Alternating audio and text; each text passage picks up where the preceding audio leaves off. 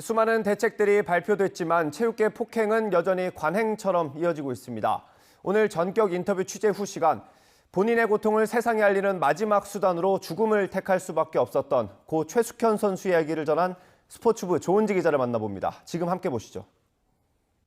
안녕하세요. 시사 유튜버 한지입니다. 얼마 전 국민의 공분을 샀던 체육계 폭행 사건이 다시 한번 전해졌습니다.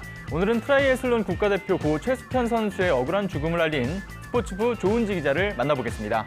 안녕하세요. 스포츠부 조은지입니다.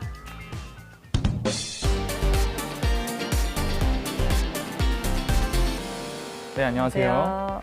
네, 저희가 본격적으로 이야기를 나누기에 앞서서요. 어떤 내용인지 먼저 함께 보고 오겠습니다. 엄마 사랑해, 그 사람들 죄를 밝혀줘.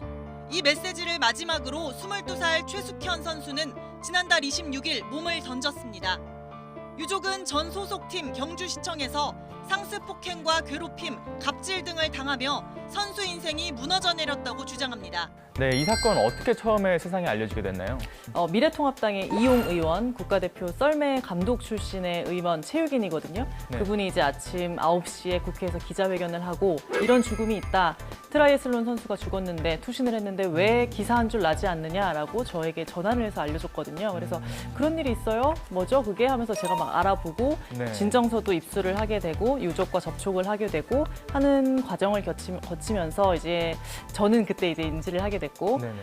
알려지게 된 것은 사실 들어보셨겠지만 그 충격적인 녹취록 때문에 조금 국민의 공분이 크지 않았나 이런 생각이 듭니다. 항상 스포츠부에서 들려오는 소식들은 굉장히 좀 신이 나는 소식들이 주로 좀 나오는 것 같다는 생각이 들었는데 이렇게 내면에는 굉장히 어려운 속사정들도 있는 것 같아요. 근데 이번 사건을 취재하시면서는 좀 어떠셨던 것 같아요?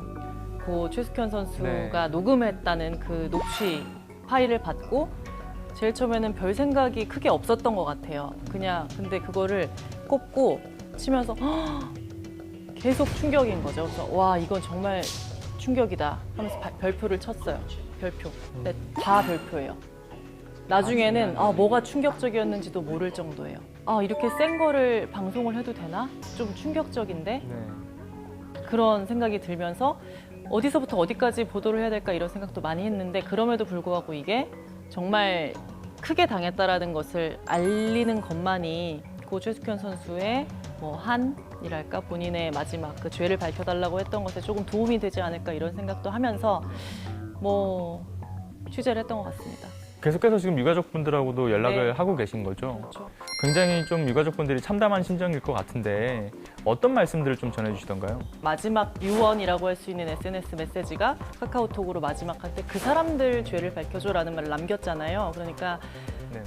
부모들 입장에서는 일단 이 원한 딸의 유언을 좀 받들고 싶다라는 생각이 굉장히 컸던 것 같고 딸내미가 죽어서 너무 아프고 힘들지만 그럼에도 불구하고 지금 상황에서 이게 알려졌고 많은 사람들의 공분을 자아내고 있고 어찌됐건 간에 대통령부터 밑에 현직 실무진들까지 모두 다 이것에 좀 관심을 가지고 있다는 것에 대해서 이제 그나마 좀 아버님은 많이 좀 기분이 풀리고 그래도 좀 의욕이 다시 좀 생기는 느낌을 저는 많이 받았거든요. 네.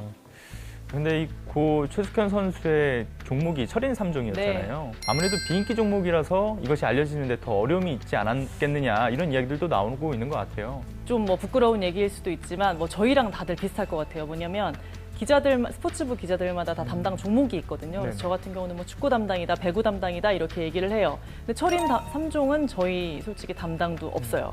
그냥 아시안 게임이나 국제 대회 같은 거 있을 때 그냥 너가 이번에 해외 출장 가니까 너가 맡아. 그냥 이런 식으로 그냥 맡아오던 그냥 이렇다 할 담당자도 없는 종목이에요. 그래서 보면 과거 조재범 사건 때 보면 사실 그 피해 선수가 유명한 금메달리스트이기 때문에 더 회자가 됐고 그 말이 좀 파급력이 있었잖아요. 그런데 지금 이 고 최숙현 선수 같은 경우는 죽음으로써 SOS를 쳐야지만이 그게 알려졌을 정도로 좀 종목 간 편차도 좀 있고 말씀하신 대로 비인기 종목이라서 조금 더 뒤늦게 알려진 면이 있는 것 같습니다.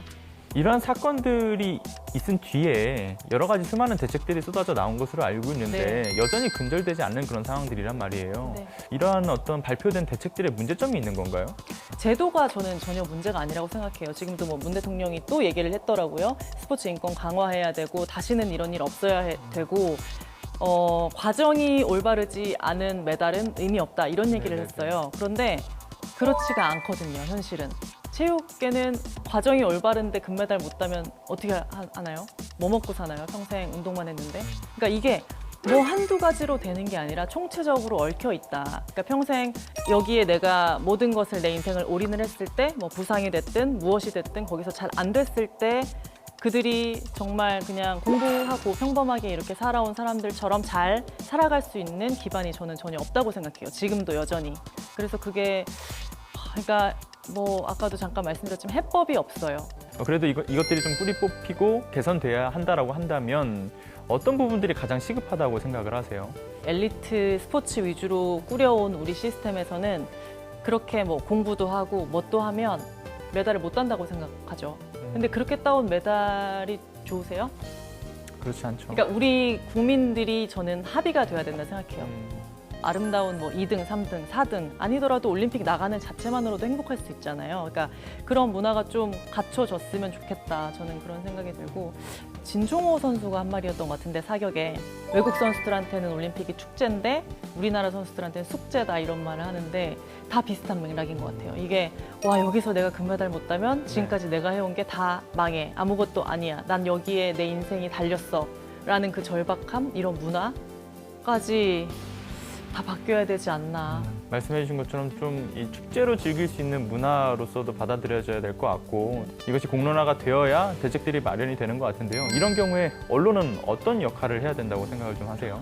부지런히 뛰어야죠. 일단 부지런히 뛰어야 된다. 부지런히 네. 뛰면서 계속 알리고 너희들이 이렇게 힘들 때 도와줄 수 있는 사람들이 있다라는 생각을 좀 가질 수 있게끔 그런 보도를 해와야 되지 않을까요? 아, 내가 취재해서 이게 커졌어 막 이런 것보다는 그냥 이게 빨리 모든 기자들이 집단 지성을 발휘해가지고 빨리 해결해줬으면 좋겠다는 마음이 되게 커요. 그래서 이게 듣는 사람이 괴로울 수도 있고 지겨울 수도 있고 아직까지 그 얘기야 할 수도 있지만 그냥 그만해라 할 때까지 다 모두가 이걸 계속 보도했으면 좋겠다라는 생각이 들거든요. 네, 오늘 참 가슴 아픈 소식이었는데요. 앞으로는 이렇게 비극적인 소식이 더 이상 나오지 않도록 제대로 된 대책들이 마련이 됐으면 좋겠습니다. 네, 오늘 소식 전달해 준 조은지 기자 고생 많으셨습니다. 감사합니다. 감사합니다.